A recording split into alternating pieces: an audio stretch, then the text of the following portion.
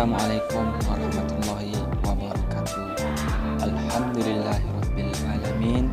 Assalatu wassalamu ala sayyidina Muhammadin wal alihi washabihi ajmain amma ba'du.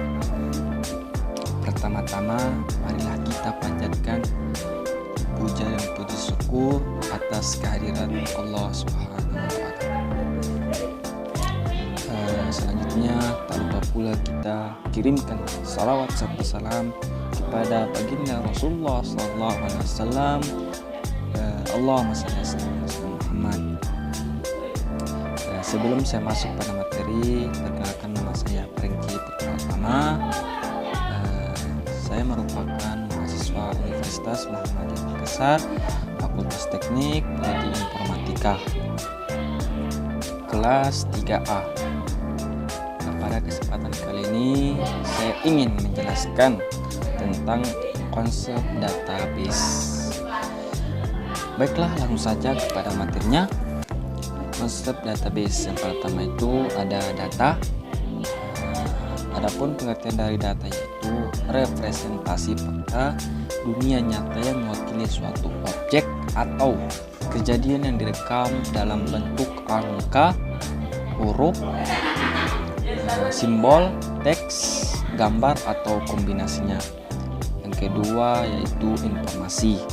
Informasi yaitu hasil pengolahan data dalam suatu bentuk yang lebih berguna dan lebih berarti bagi penerimanya, yang menggambarkan suatu kejadian yang nyata yang digunakan dalam pengambilan keputusan.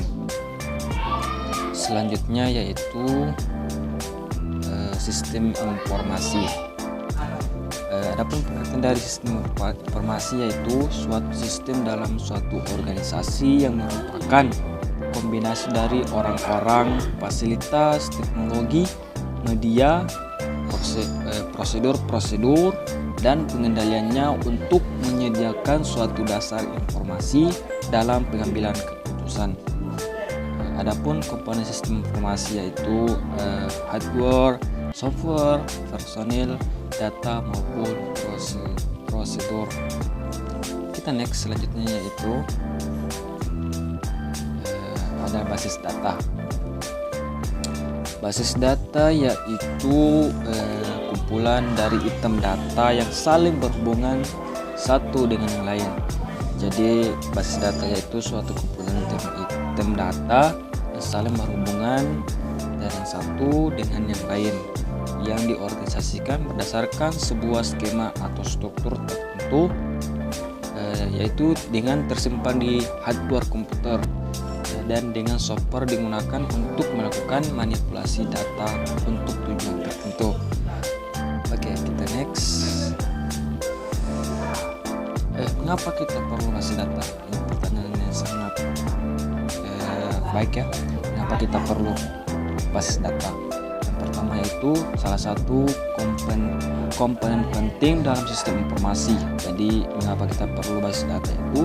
Karena merupakan salah satu komponen penting dalam sistem informasi, karena merupakan dasar dalam menyediakan informasi. Yang kedua ada yaitu hubungan data dalam ditingkatkan. Hubungan data dapat ditingkatkan.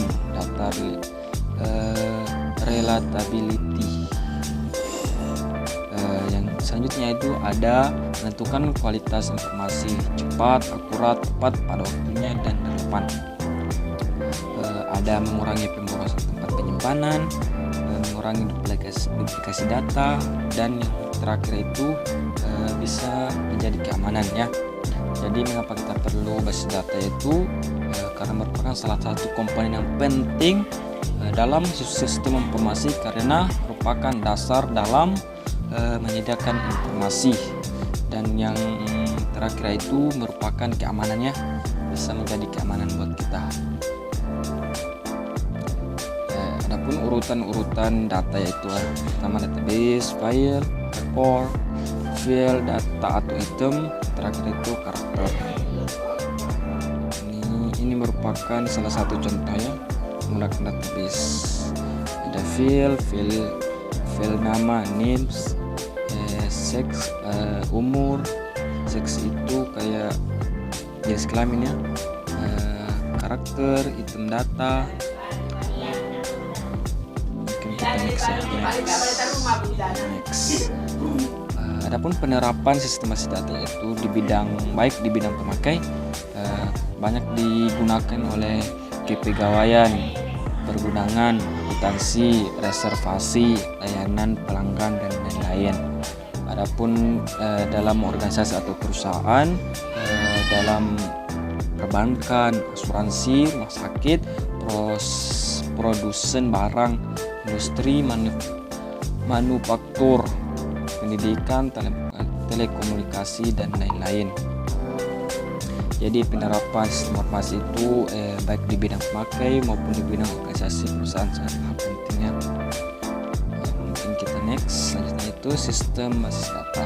Adapun pengertian dari sistem basis data yaitu sekumpulan program yang memungkinkan pengguna basis data untuk membuat dan memelihara suatu basis data disebut dengan Database Management System atau DBMS.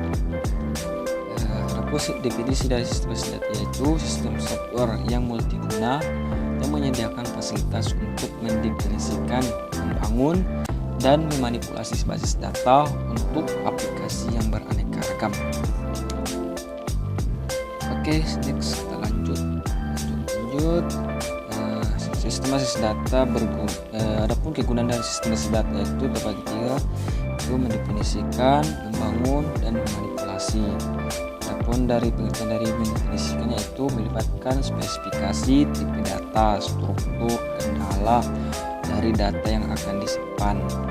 Adapun kegunaannya itu membangun berkaitan dengan proses penyimpanan data itu sendiri pada suatu media penyimpanan yang dikontrol DBMS, Database Management System.